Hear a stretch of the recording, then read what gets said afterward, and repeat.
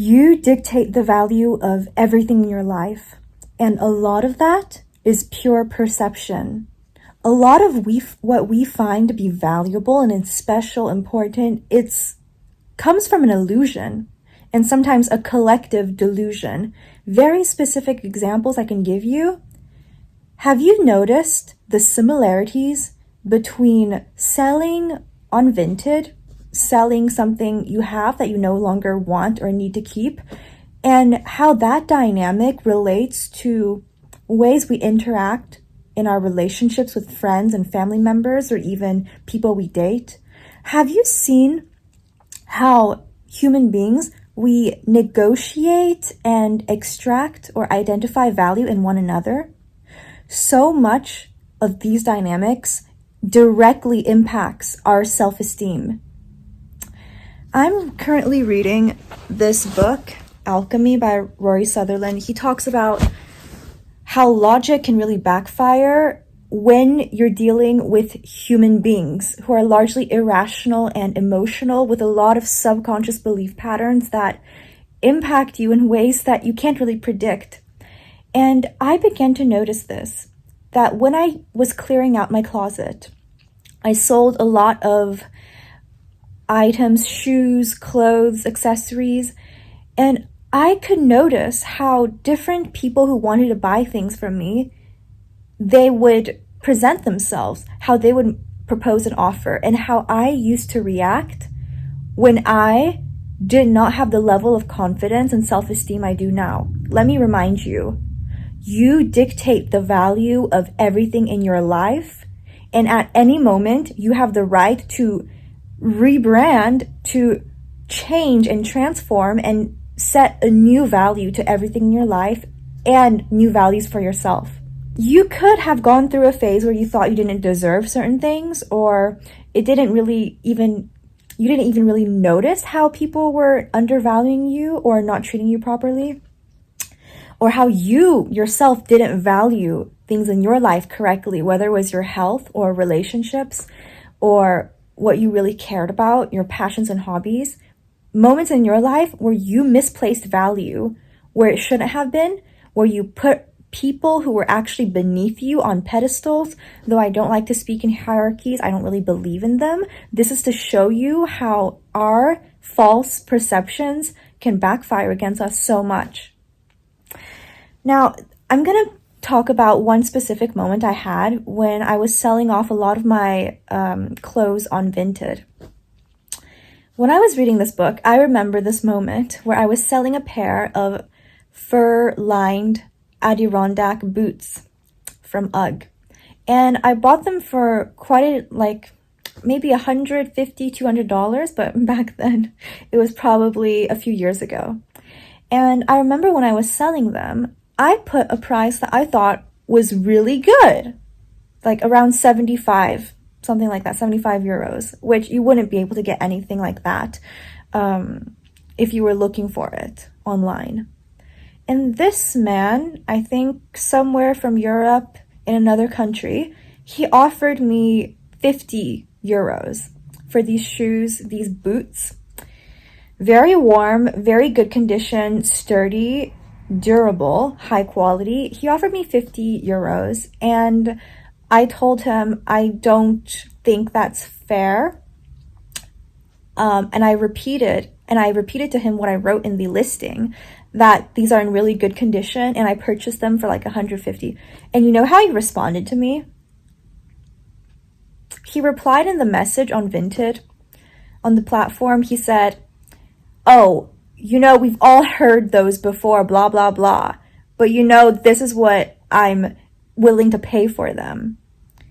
And me, thinking that I just wanted to sell off my things as fast as possible, I just accepted and I sent those boots to him. But the fact that years later, today, I'm bringing this up, it just shows you that in that moment where I accepted an offer from someone who perceived what I had as being less valuable than what I thought was fair, the fact that I accepted that, my younger self accepted that, was a byproduct of my belief system, where I used to feel I needed to get every opportunity or chance I had, and I could not afford to wait for better.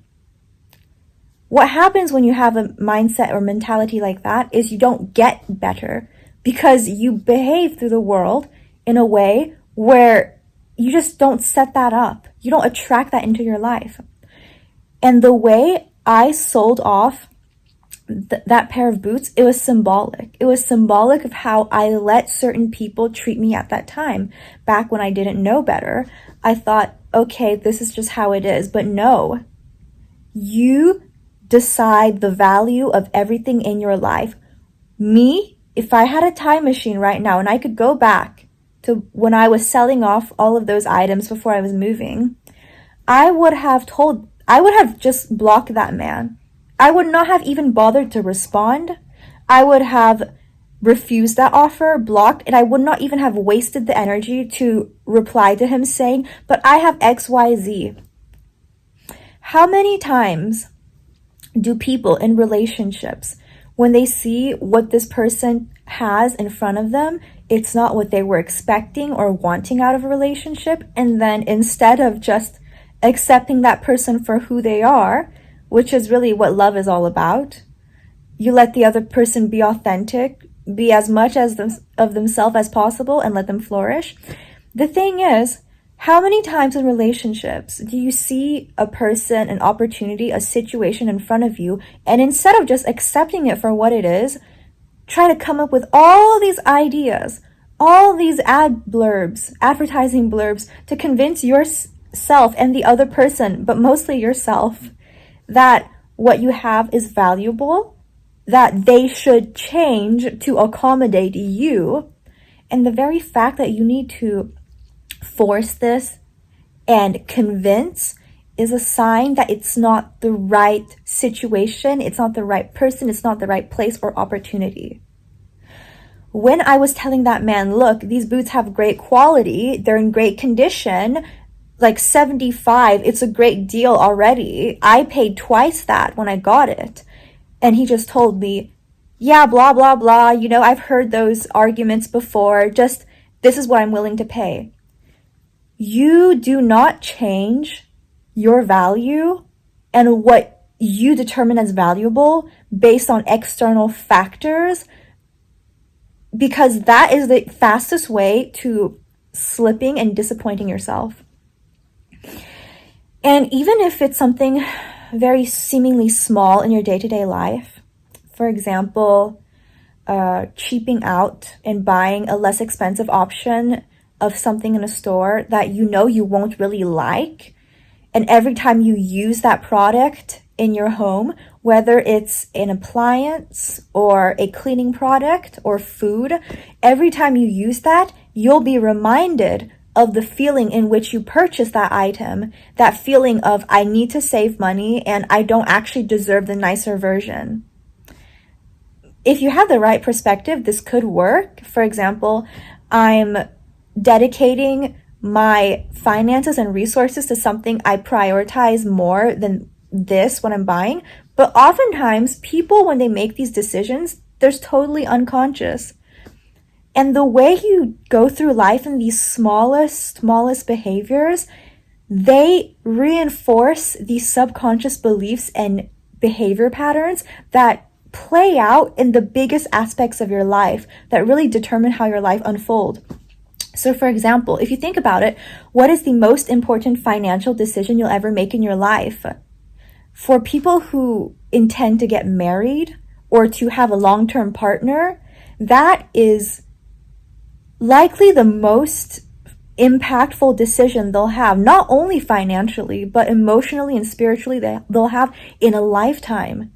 And don't you see how selling items from your closet or from your home that you no longer intend to use or keep, do you see how selling those items at a reduced price to match other people's expectations when they want to bargain out of you, do you see how that is literally training yourself to sell yourself short?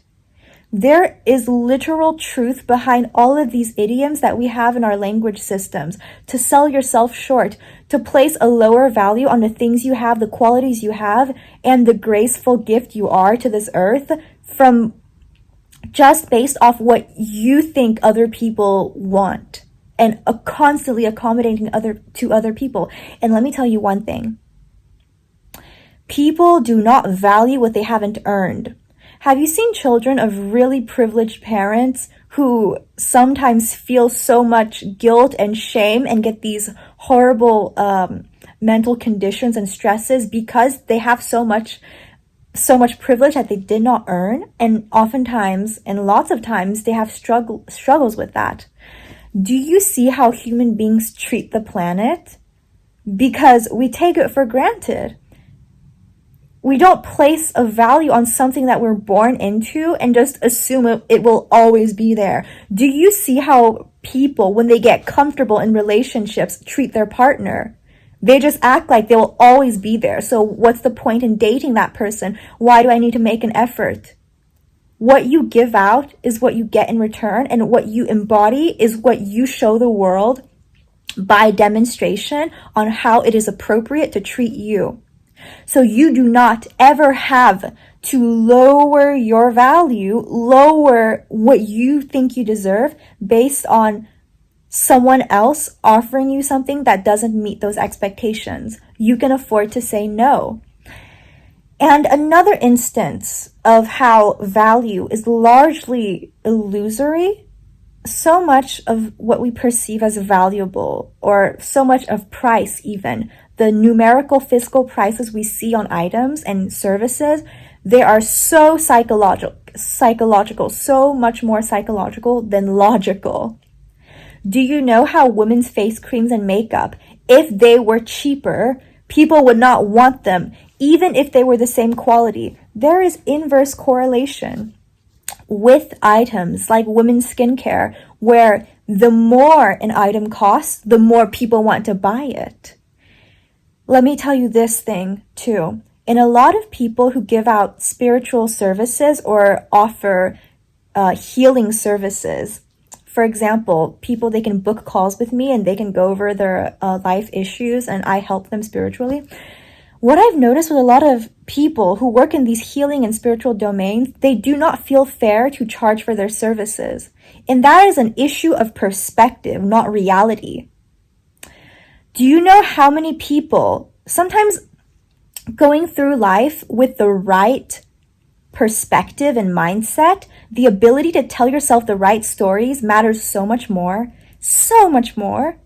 than what actually happens to you or in front of you in your reality?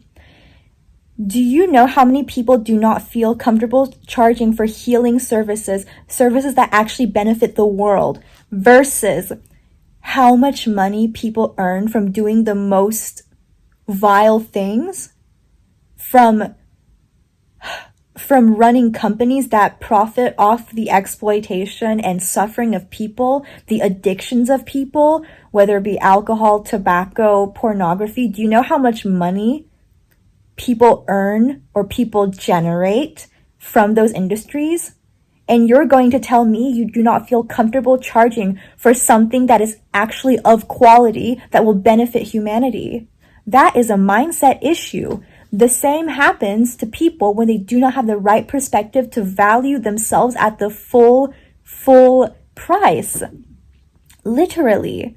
So anytime someone comes up to you with an offer for what they can provide, either as a romantic partner, a friend, an employer, whatever it is that shows up in front of you, you are under no obligation to change or devalue yourself in order to accommodate them. You are your main character in your life. And if you want to be the main character in your life, that means your surroundings accommodate you. And even if something non-ideal appears in front of you, you rewrite that story to accommodate you, your evolution, your up level, your improvement. You know, almost every awful thing with the right mindset, which can seem delusional to a lot of people with normal, basic level thinking, if you can rewrite everything that appears in front of you to your favor, you up level so much. You have so much value just from having that perspective.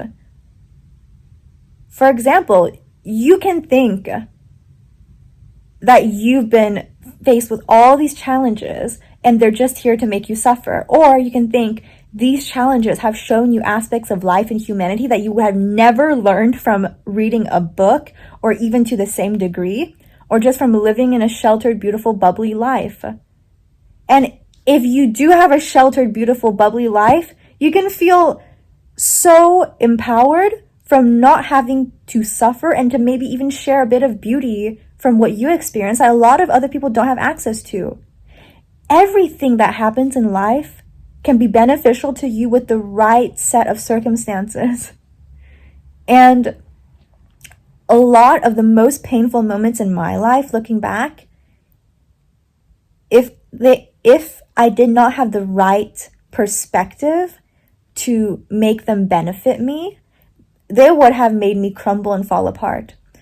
So I encourage you today, from listening to this video, to really take a higher bird's eye perspective to see what the true value of everything in your life is, of every interaction you have, and to recognize that you have no obligation to lower these values you have in yourself and from what you have, whether it be good qualities or even material objects. You have no obligation to lower that for anyone.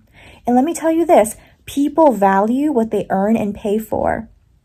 That's why a lot of times if you give someone something very valuable, or you hand out free samples, or you hand out like free flyers on the street, people don't take that seriously. People actually look down on it. Or if you give away like a really nice gift, or you do a random act of kindness, okay, some people might appreciate it, but a lot of people have this human response of feeling suspicious.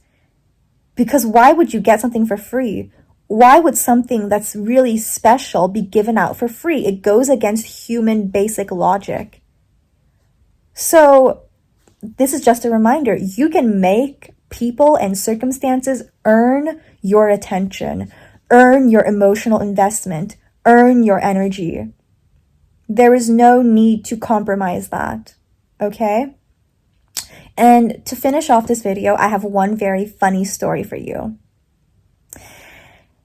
Anything that you want to do or buy that has a significant value to it, I want to remind you, if you're going to make a significant purchase, investment, or pay for a service like a cosmetic procedure or buy like some jewelry, whatever, the only way I've seen this play out in someone's favor is when they are totally accepting of themselves and feel completely okay with or without it. That is the only time I've seen these sorts of purchases work out to make a person's life better. Because what happens when you pay a significant amount of money to purchase a luxury item or a piece of jewelry or pay for a cosmetic procedure, when you're doing it from a place of lack attracts lack. So when a person who feels insecure pays for a cosmetic procedure, what happens afterwards? They become addicted. They see, oh my gosh, I fixed my nose, but now my eyes look weird. My ears are too big, or my teeth are kind of uneven. The only time I've seen these sorts of purchases, even with jewelry or other expensive items, work out in the long term is when people recognize they are fine, the individual recognizes they are fine with or without it. That procedure, that object, that item does not dictate how they feel inside. So what happens when you have that level of self-validation, everything else becomes an accessory to you, instead of you becoming a servant to the feeling, to chasing that feeling. And I have a very specific story. So I recently bought a piece of jewelry with like a significant price. I commissioned a piece of jewelry that was quite significant to me. And it wasn't cheap, clearly. I don't like cheap things. I don't like stingy things, stingy people. But what was interesting to me was when I went into the jewelry store, they have usually jewelers, they have a special room on the second floor for VIP clients, whatever, and then they have like the rest of the tables on the ground floor or a room in the back, whatever.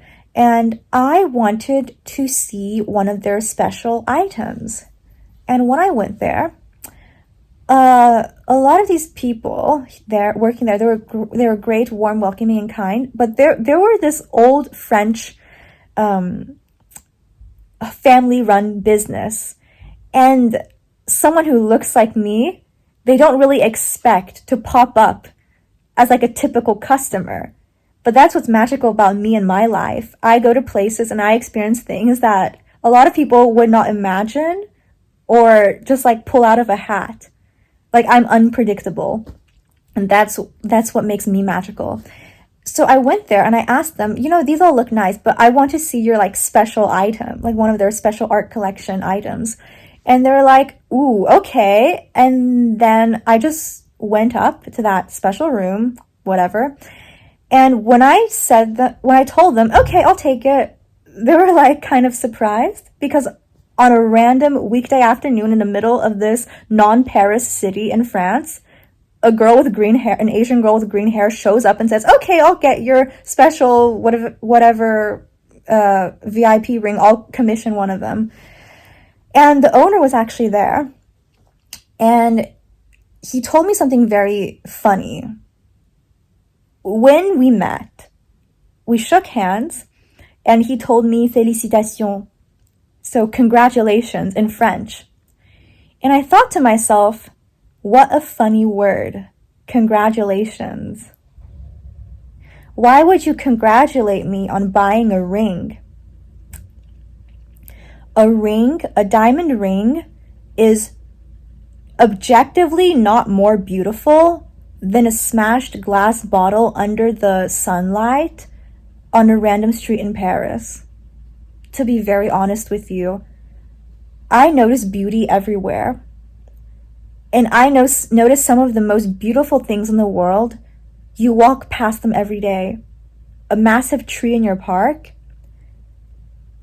something like that has no price. Like, how do you put a price on that? Some of the most beautiful things and experiences, they have no value. Like, they have value, but they have no price. Because how do you even quantify that? How do you begin to quantify that, right? So in my head, here in front of me was this older French gentleman telling me congratulations for buying something from his business. And in his mind, because as a sidekick, I can sort of read out people's thoughts. In his mind, he lives in a world largely based off illusions, because diamonds don't really have an inherent value. A lot of it is just controlled by a diamond monopoly. So, and you also can't eat diamonds. You can't, you don't really have much practical use for diamonds besides like looking nice and maybe giving a good impression or feeling good from wearing that. And even then, if you become dependent on it, it's unhealthy. So he's coming from a world based largely off illusions, where you need to make people feel magical, special, and valuable. The thing with me is I see through illusions. So in my mind, one of my first thoughts was how funny, and then the second step was I'm kind of offended, because do you feel like I had to work really hard to get this and now I'm proving something to myself? Because I'm not. I'm buying this jewelry item because I like it. I'm not doing it to validate myself. I'm not doing it to prove to someone that I can afford it. No, I just like it. And you know what's funny? In my head, in that moment, I realized this diamond ring, if I were on a desert island, a McDonald's Big Mac would be objectively more valuable than a diamond ring, to be fully honest. So the idea that he told me congratulations was really funny. So this just goes to show you how much of human value and worth and pricing in our day-to-day life is in your heads, in here. And the way you attribute the right value to things can dictate your quality of life, really. Do you attribute the right value to the things, to the people, to the places and experiences you have in your life? Are you putting too much value on the past? Are you putting too much value on what people critique you on? Are you putting too much value or the wrong value on other people's attempts to control you or to censor you? Because if you switch your mind, if you flip the switch mentally, you can literally see people's criticisms as cheerleaders in disguise. Haters are just your cheerleaders in disguise. I promise you. Okay? Harvest their energy. Harvest that motherfucker. Yeah, that's it for today. Just please, for your sake, I'm asking you to attribute the right value to things. Okay? I have a Saturn in Taurus in my birth chart. So attributing the right value to things, it's one of my biggest life lessons that I'm here to learn. I just wanted to share this with y'all. Okay, that's it for today. You can find me on Instagram under La Princesse des Beaux-Arts.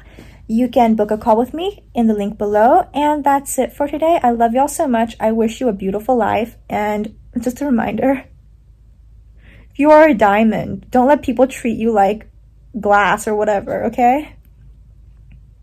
Yeah. You are the De Beers Corporation. You dictate the value of your diamond, okay? Bye.